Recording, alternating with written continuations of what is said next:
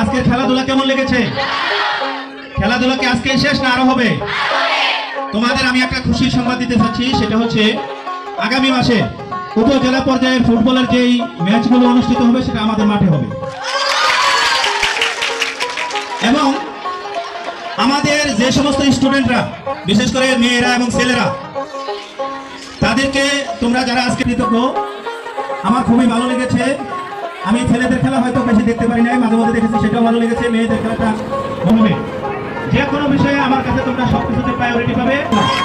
আর ভবিষ্যতে আমরা আরো অনেক কিছু করব।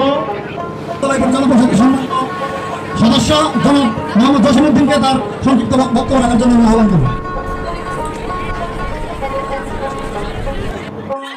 বিসমিল্লাহির রহমানির রহিম। গোলামনবী মডেল উচ্চ বিদ্যালয়ের আন্তঃস্কুল ফুটবল টুর্নামেন্ট 2025 উপলক্ষে আয়োজিত অনুষ্ঠানে সম্মানিত সভাপতি উপস্থিত রয়েছে অত্র বিদ্যালয়ের অ্যাডহক কমিটির সভাপতি, বাংলাদেশ শ্রমিক ফেডারেশনের সাধারণ সম্পাদক,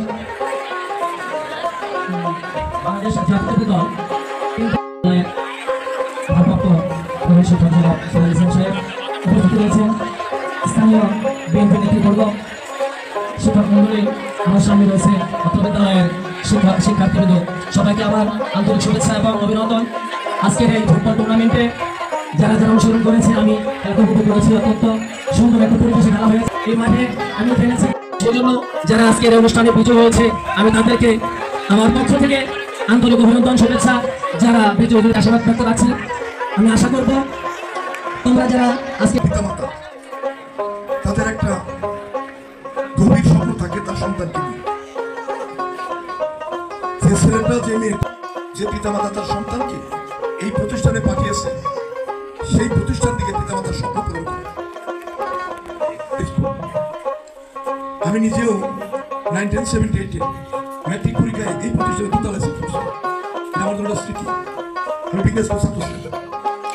এইটা যেহেতু নেতৃত্ব দানকারী স্কুল, এই স্কুলের একজন ছাত্র, এই স্কুলের একজন ছাত্রী, এই স্কুলের একজন শিক্ষক, তার চলাফেরা, উঠা বসা, কথাবার্তা একটু এক্সেপ্টেবল থাকতে হবে অন্যান্য প্রতিষ্ঠান থেকে।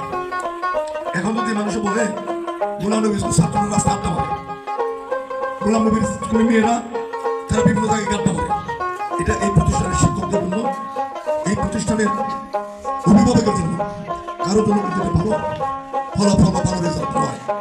যদি ঘুরে আবার আসে, এই প্রতিষ্ঠানের শিক্ষকরা তাদের টিচিং ক্যাপাসিটি অত্যন্ত শক্ত, মজবুত। শিক্ষকদের পরিচালনা এবং শিক্ষা ব্যবস্থার মধ্যে কোনো ছাত্রছাত্রী ফাঁকি দেওয়ার কোনো সুযোগ নাই। তাহলে কিন্তু সেই প্রতিষ্ঠানে ছাত্রছাত্রীরা কথা শুনতে ব্যর্থ। আমরা গল্প করি, স্কুলে পড়তাম, অমুক স্যারের মানে ভয়ে তার ক্লাসে পড়া আগে পড়ে যেতাম।